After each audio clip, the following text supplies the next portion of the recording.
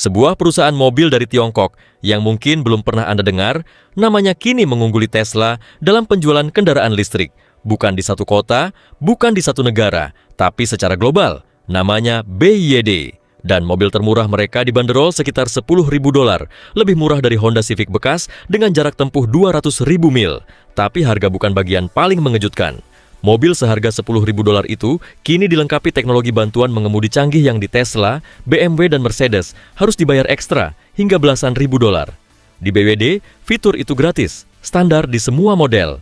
Dan semua ini dimulai bukan dari pabrik mobil, tapi dari sebuah pabrik baterai kecil di Shenzhen tahun 1995. Ini kisahnya. Nomor 1, dari baterai hingga bulldozer. Kebanyakan orang mengenal BYD sebagai perusahaan mobil. Namun, anggapan itu sebenarnya hanya menggambarkan sebagian kecil dari bisnis mereka. Untuk memahami kekuatan BYD, kita harus kembali ke awal. BYD didirikan pada tahun 1995 di Shenzhen, Tiongkok. Namun, perusahaan ini tidak dimulai sebagai produsen mobil. BYD bermula dari sebuah pabrik baterai kecil. Sang pendirinya, Wang Chuanfu, adalah seorang ahli kimia. Dengan modal awal sekitar $300.000 Amerika Serikat, ia memiliki satu gagasan yang sangat jelas, memproduksi baterai isi ulang dengan biaya lebih rendah daripada pesaingnya. Pada masa itu, industri baterai sangat dipengaruhi perusahaan-perusahaan Jepang. Wang Chuanfu kemudian mengembangkan pendekatan yang sangat khas. Ia mempelajari dan merekayasa balik teknologi baterai yang sudah ada, kemudian mencari cara untuk memproduksinya dengan biaya yang jauh lebih rendah. Pekerjaan tersebut tidak glamour. Tidak ada kisah startup teknologi dengan kantor mewah dan presentasi spektakuler. Yang ada adalah pekerjaan manufaktur yang sangat detail.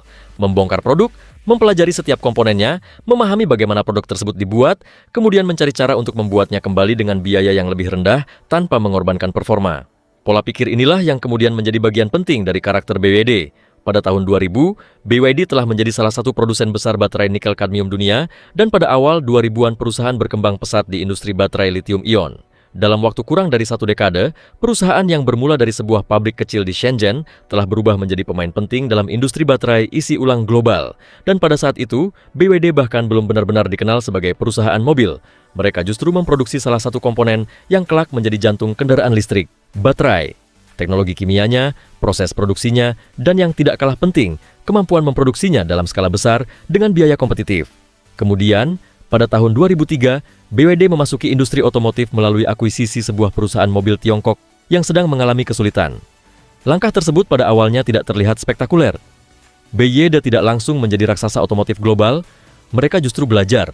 Mereka mempelajari manufaktur kendaraan dari dalam, memahami rantai pasok, memahami proses produksi, dan perlahan membangun kemampuan yang dibutuhkan untuk membuat mobil sendiri. 5 tahun kemudian, pada 2008, datang sebuah keputusan yang menarik perhatian dunia keuangan. Warren Buffett, melalui Berkshire Hathaway, menginvestasikan sekitar $232 juta Amerika Serikat ke BYD. Pada saat itu, keputusan tersebut terlihat tidak biasa. Sebuah perusahaan baterai asal Tiongkok mencoba membangun bisnis otomotif. BYD bahkan belum menjadi nama besar dalam industri mobil global. Namun, Buffett tampaknya melihat sesuatu yang belum dilihat banyak orang. Ia melihat perusahaan yang tidak hanya ingin menjual mobil. BYD ingin menguasai sebanyak mungkin teknologi dan komponen yang membuat mobil tersebut bekerja. Dan strategi itulah yang kemudian menjadi salah satu fondasi terpenting BYD.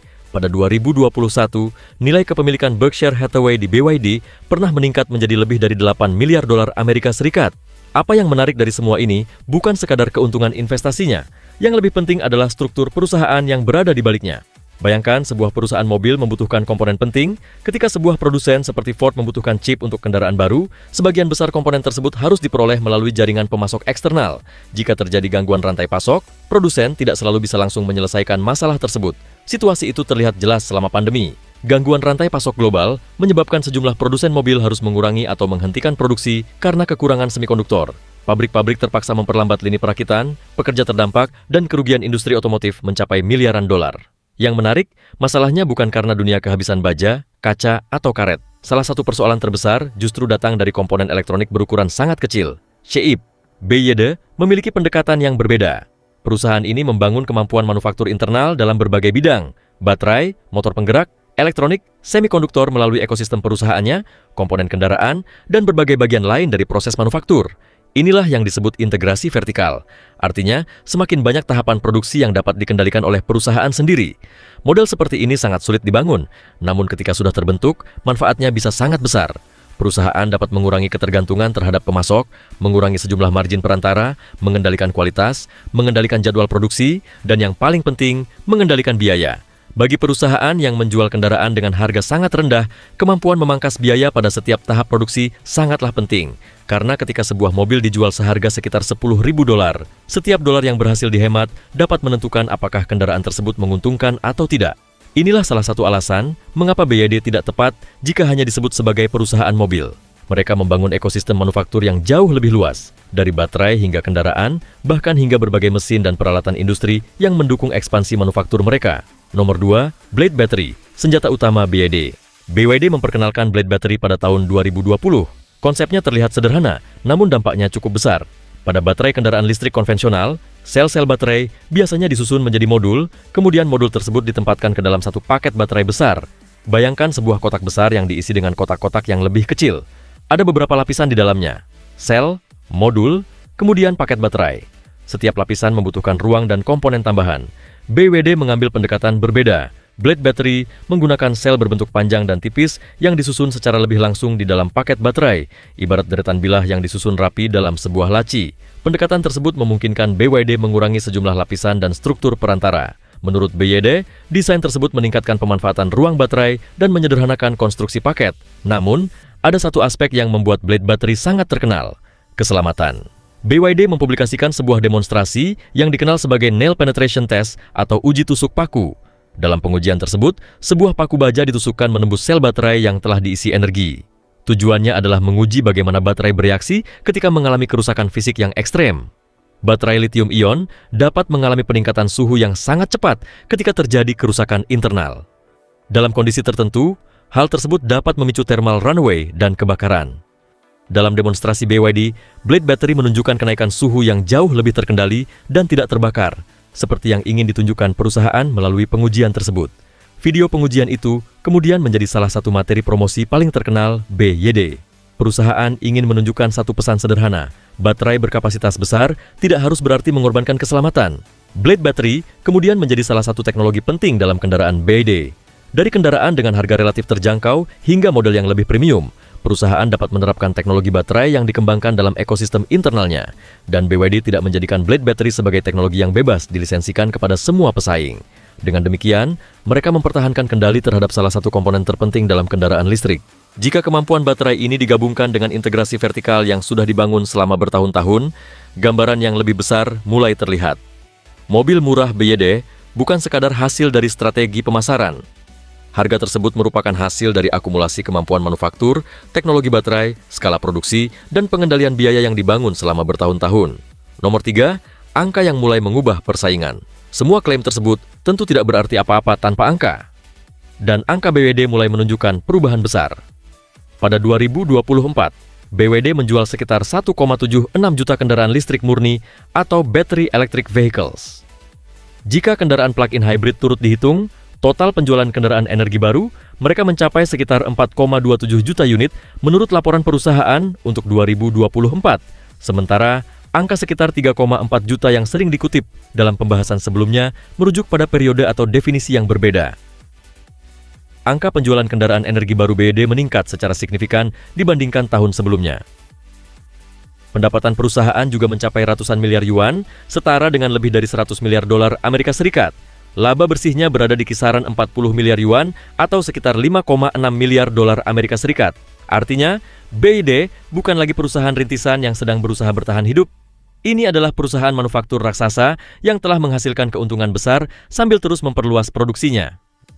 Bandingkan dengan produsen otomotif Amerika. Ford menghadapi kerugian besar pada bisnis kendaraan listriknya pada 2024. General Motors juga mengeluarkan miliaran dolar untuk mengembangkan dan menata ulang operasi kendaraan listriknya. Kesenjangannya sangat jelas.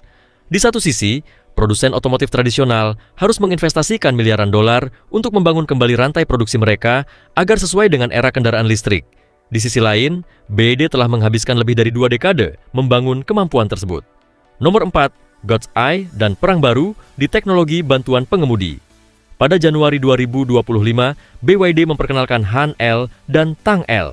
Namun, kedua kendaraan tersebut bukanlah satu-satunya hal yang menarik perhatian. Yang jauh lebih besar adalah pengumuman mengenai sistem bantuan pengemudi canggih mereka, God's Eye. BYD mengumumkan bahwa teknologi tersebut akan diperluas ke seluruh jajaran produknya, termasuk model dengan harga lebih rendah. Inilah titik pentingnya, teknologi bantuan pengemudi yang sebelumnya sering ditempatkan sebagai fitur premium, mulai ditawarkan sebagai fitur standar pada kendaraan BYD. Sistem tersebut mencakup sejumlah kemampuan seperti adaptive cruise control, lane centering, bantuan berkendara di jalan raya, parkir otomatis, dan berbagai fungsi bantuan lainnya, tergantung model dan konfigurasi. Bukan berarti kendaraan tersebut menjadi mobil otonom sepenuhnya. God's Eye tetap merupakan sistem bantuan pengemudi. Pengemudi tetap bertanggung jawab terhadap kendaraan. Namun, keputusan BYD untuk memperluas teknologi tersebut ke model yang jauh lebih murah memiliki konsekuensi besar. Selama bertahun-tahun, teknologi bantuan pengemudi canggih menjadi salah satu fitur yang digunakan produsen untuk membedakan kendaraan premium dari kendaraan biasa. BYD justru bergerak ke arah sebaliknya. Mereka mencoba menjadikan teknologi tersebut sebagai fitur massal. Dan ketika sebuah teknologi yang sebelumnya mahal mulai dipasang pada kendaraan dengan harga jauh lebih rendah, tekanan terhadap seluruh industri pun meningkat.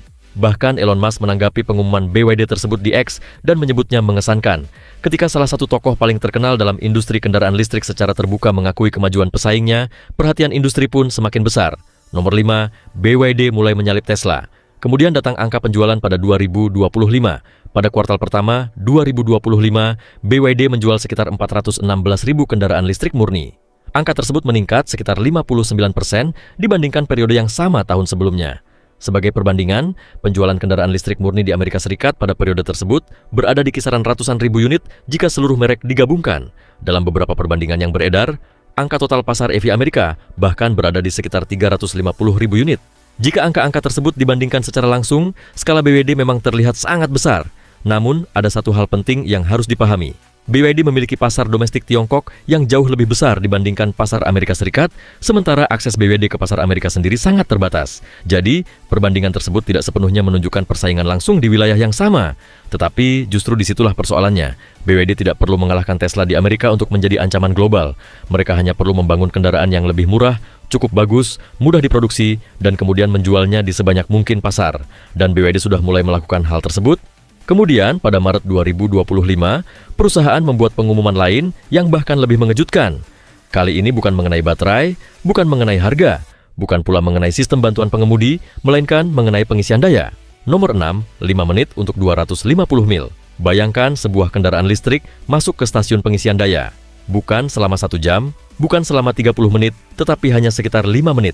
Lalu kendaraan tersebut mendapatkan tambahan jarak tempuh hingga sekitar 250 mil, atau kurang lebih 400 km berdasarkan klaim BYD untuk teknologi pengisian cepat generasi terbarunya. Angka tersebut sangat agresif, karena selama bertahun-tahun, salah satu kelemahan kendaraan listrik dibandingkan kendaraan berbahan bakar bensin adalah waktu pengisian. Mengisi bahan bakar mobil konvensional hanya membutuhkan beberapa menit, sementara kendaraan listrik biasanya membutuhkan waktu lebih lama untuk mengisi baterai. BYD ingin mengubah perhitungan tersebut. Mereka memperkenalkan teknologi Super E-Platform dengan kemampuan pengisian daya yang diklaim mencapai sekitar 1000 kW. Secara teori, kemampuan tersebut memungkinkan kendaraan mendapatkan energi dalam jumlah sangat besar dalam waktu yang sangat singkat. Jika teknologi seperti ini dapat diterapkan secara luas, salah satu hambatan psikologis terbesar dalam adopsi kendaraan listrik mulai kehilangan kekuatannya. Bukan lagi berapa jauh mobil ini bisa berjalan, tetapi berapa lama saya harus berhenti untuk mengisi dayanya? Dan jika jawabannya hanya beberapa menit, peta persaingan kendaraan listrik dapat berubah kembali. Bagian lainnya adalah sesuatu yang jauh lebih sulit dilakukan, ekspansi global. Nomor 7, hambatan tarif 100%. BYD menghadapi satu masalah besar ketika mencoba memasuki pasar tertentu, khususnya Amerika Serikat. Amerika Serikat memberlakukan tarif tambahan yang sangat tinggi terhadap kendaraan listrik buatan Tiongkok.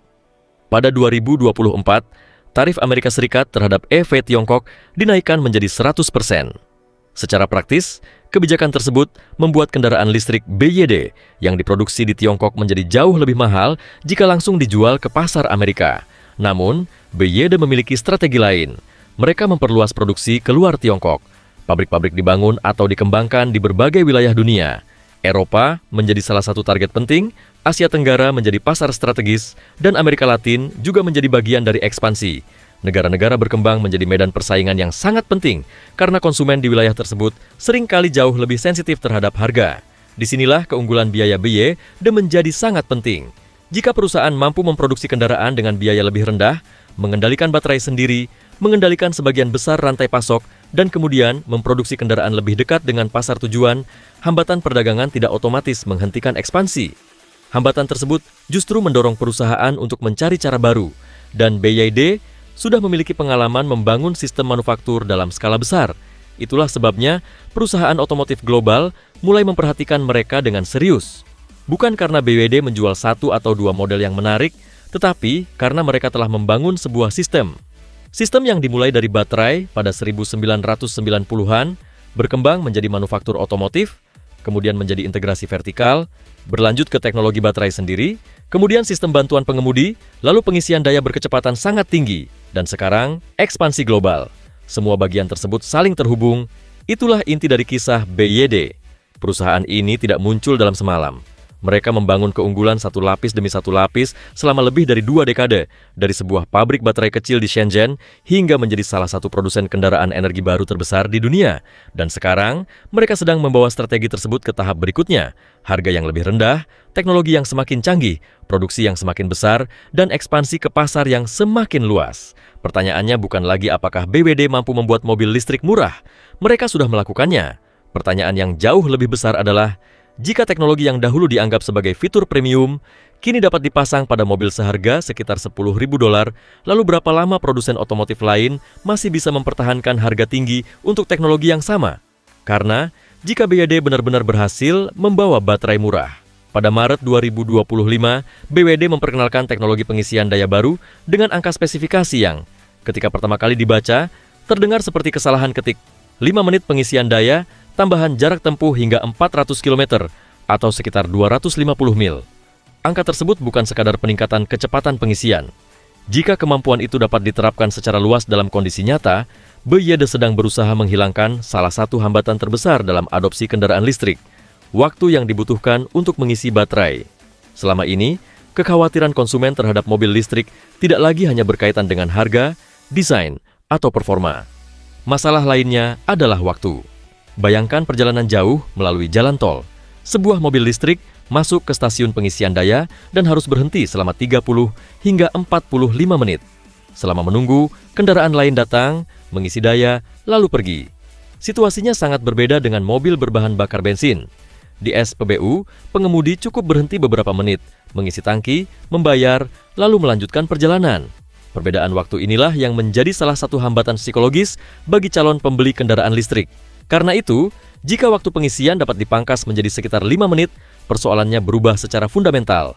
Pengemudi berhenti, kabel dicolokkan, mungkin mengambil minuman dari mesin penjual otomatis, kemudian kembali ke mobil dan melanjutkan perjalanan dengan tambahan jarak tempuh yang diklaim mencapai sekitar 250 mil. Bagi BYD, ini bukan sekadar konsep masa depan. Perusahaan tersebut telah mendemonstrasikan teknologi tersebut secara nyata. Platform barunya menggunakan sistem bertegangan hingga 1000 volt dan arus hingga 1000 ampere.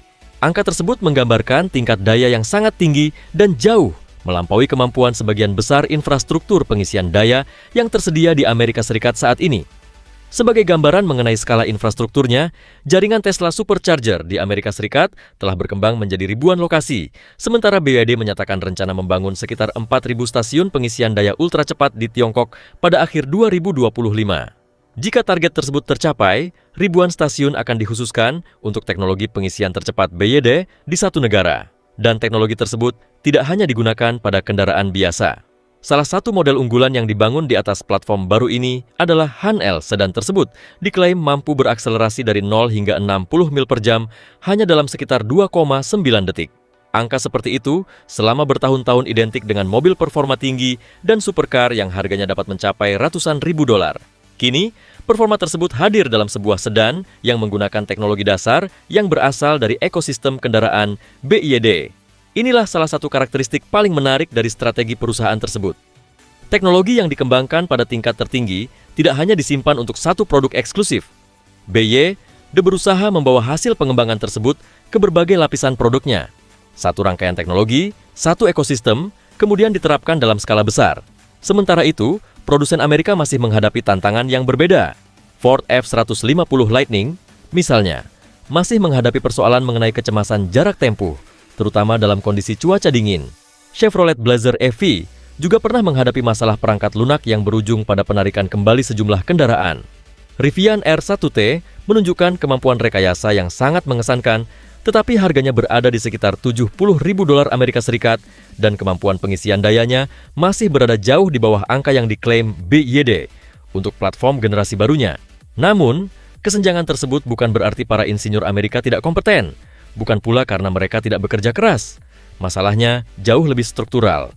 BYD telah menginvestasikan waktu bertahun-tahun untuk membangun kemampuan yang berhubungan langsung dengan kendaraan listrik.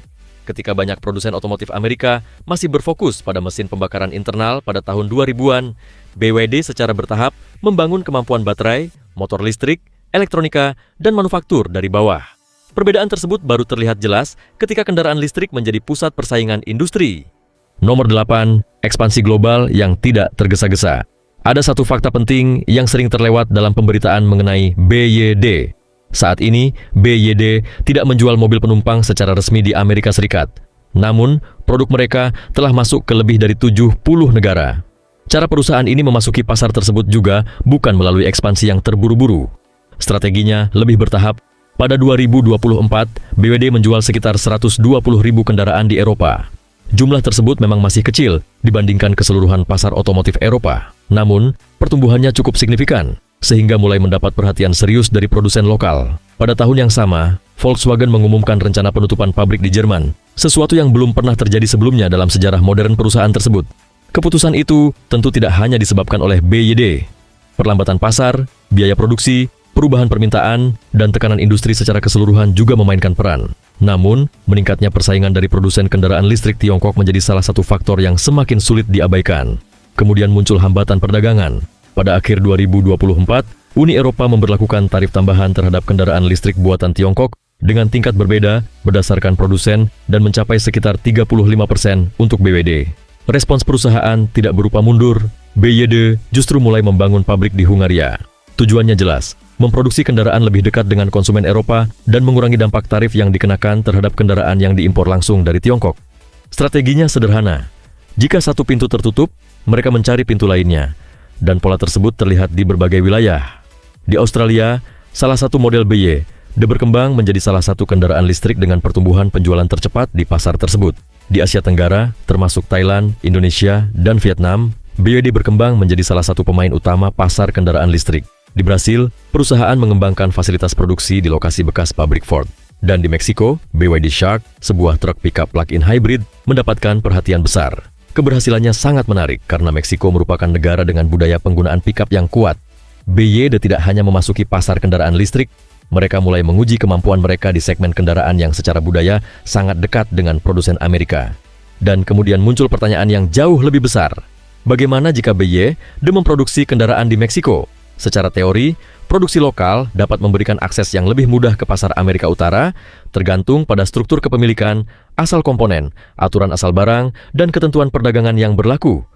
Pertanyaan tersebut menjadi semakin penting setelah Amerika Serikat menaikkan tarif terhadap kendaraan listrik Tiongkok menjadi 100% pada 2024. Kebijakan tersebut dimulai pada pemerintahan Biden dan kemudian dipertahankan serta diperluas melalui kebijakan perdagangan pemerintahan Trump pada 2025. Hambatan tersebut memang nyata, namun tarif tidak menghentikan perusahaan membangun pabrik. Jika sebuah perusahaan dapat memproduksi kendaraan di lokasi yang tepat, sebagian hambatan perdagangan dapat berubah menjadi persoalan strategi manufaktur. Dan BYD sudah menunjukkan bahwa mereka bersedia membangun pabrik di luar Tiongkok. Nomor 9, BYD ternyata sudah ada di dalam ekosistem industri barat. Ada ironi yang menarik dalam semua ini.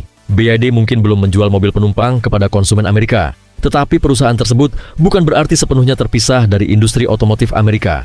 BYD memiliki usaha patungan dengan Toyota untuk mengembangkan dan memproduksi kendaraan listrik di Tiongkok. Perusahaan tersebut juga memiliki hubungan pasokan baterai dengan sejumlah produsen otomotif. BYD pernah menjadi pemasok baterai untuk Ford, dan BYD juga memiliki kerjasama dengan Stellantis dalam pengembangan kendaraan listrik. Artinya, garis pemisah antara BYD dan industri otomotif barat tidak setegas yang terlihat dari kebijakan tarif. Produk BYD mungkin belum memenuhi jalan-jalan Amerika. Namun, teknologi dan rantai pasoknya sudah terhubung dengan industri otomotif global. Pabrik di Hungaria, operasi di Brasil, ekspansi di Meksiko, kemitraan dengan Toyota, hubungan dengan Ford, kerjasama dengan Stellantis, dominasi yang berkembang di Asia Tenggara, ekspansi di Australia, dan pertumbuhan di Amerika Latin. Semua itu membentuk satu pola. BYD tidak sedang mencoba menaklukkan dunia otomotif dalam satu langkah. Mereka membangun posisi sedikit demi sedikit, dan justru karena itulah strategi tersebut perlu diperhatikan. 10. Mengapa BYD relevan bagi konsumen yang tidak bisa membelinya? Sekarang muncul pertanyaan yang sangat masuk akal. Jika BYD tidak menjual mobil di negara Anda, mengapa Anda harus peduli? Jawabannya sederhana. Karena persaingan tidak harus terjadi di halaman depan rumah Anda untuk memengaruhi harga yang Anda bayar.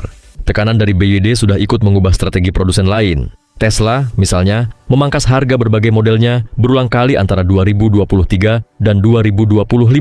Langkah tersebut tentu dipengaruhi banyak faktor: permintaan, kondisi ekonomi, strategi produksi, persaingan, dan kebijakan perusahaan. Namun, meningkatnya tekanan dari produsen Tiongkok, termasuk BYD, menjadi salah satu faktor penting dalam lingkungan persaingan tersebut. Model Tesla, Model 3 yang pernah berada di kisaran $46.000 Amerika Serikat pada 2022, kemudian memiliki harga awal sekitar $38.990 Amerika Serikat pada periode tertentu. Perbedaannya mencapai lebih dari $7.000. Ford juga menurunkan harga Mustang Mach-E sekitar $8.000 pada 2023. Sementara itu, General Motors memperkenalkan Equinox EV dengan target harga sekitar $35.000. Mengapa semua ini penting? Karena ketika satu produsen membuktikan bahwa kendaraan listrik dapat diproduksi dengan struktur biaya lebih rendah, produsen lain menghadapi pilihan, menurunkan harga, meningkatkan teknologi, atau berisiko kehilangan konsumen. Dengan kata lain, BYD tidak harus menjual satu mobil pun kepada Anda untuk memengaruhi harga mobil yang Anda beli. Persaingan global sudah cukup untuk menciptakan tekanan. Dan tekanan tersebut berpotensi mempercepat munculnya kendaraan listrik massal dengan harga sekitar $25.000. Pada 2022, angka tersebut masih terdengar seperti target jangka panjang. Kini, dengan kemajuan teknologi baterai dan skala produksi, kendaraan listrik di kelas harga tersebut semakin realistis. Dan BYD merupakan salah satu perusahaan yang membantu membuktikan bahwa model bisnis kendaraan listrik berbiaya rendah dapat berjalan secara komersial. Nomor 11, segmen yang belum tersentuh. Namun, ada satu sektor yang masih relatif aman dari tekanan langsung BYD, truk pickup Amerika. Bagi konsumen Amerika, pickup bukan sekadar kendaraan. Ia memiliki fungsi praktis, kemampuan menarik beban, kapasitas angkut, kemampuan bekerja, dan dalam banyak kasus, identitas budaya. Karena itu, masuk ke segmen tersebut jauh lebih kompleks daripada sekadar menawarkan kendaraan listrik yang murah. Saat ini, jajaran produk BYD masih lebih banyak berfokus pada sedan, crossover, dan kendaraan penumpang lainnya. Namun, keberhasilan BYD Shark di Meksiko menunjukkan bahwa perusahaan ini mulai memahami pasar pickup. Jika kemampuan tersebut terus dikembangkan, segmen yang selama ini menjadi salah satu benteng terkuat produsen Amerika pada akhirnya dapat menghadapi tekanan yang lebih besar. Nomor 12, ketika rekayasa menjadi pertunjukan. Dan jika Anda tertarik pada mobil bukan karena mereknya, tetapi karena teknologi di baliknya, ada satu nama lain dari ekosistem BYD yang layak diperhatikan, Yangwang. Merek performa tinggi BYD tersebut menunjukkan sejauh mana perusahaan ini bersedia mengeksplorasi batas teknologi kendaraan. Supercar Yangwang U9, misalnya, menggunakan 4 motor listrik, satu untuk setiap roda, dengan total tenaga yang diklaim mencapai sekitar 1.100 tenaga kuda. Sistem kontrolnya sangat presisi, sehingga kendaraan tersebut dapat mengangkat keempat rodanya dari permukaan secara bersamaan dalam demonstrasi tertentu. Bukan sekadar gambar komputer, demonstrasi tersebut dilakukan secara langsung dan direkam di hadapan kamera. Kemudian ada Yangwang U8. SUV mewah tersebut memiliki kemampuan melakukan putaran hampir 360 derajat di tempat melalui pengaturan motor dan sistem penggeraknya. Dalam kondisi tertentu, kendaraan juga dapat bergerak dengan 3 roda ketika salah satu sistem penggeraknya dinonaktifkan. Yang lebih tidak biasa lagi, U8 dirancang dengan kemampuan mengapung di air untuk jarak pendek dalam kondisi tertentu. Semua kemampuan tersebut telah ditampilkan melalui demonstrasi nyata.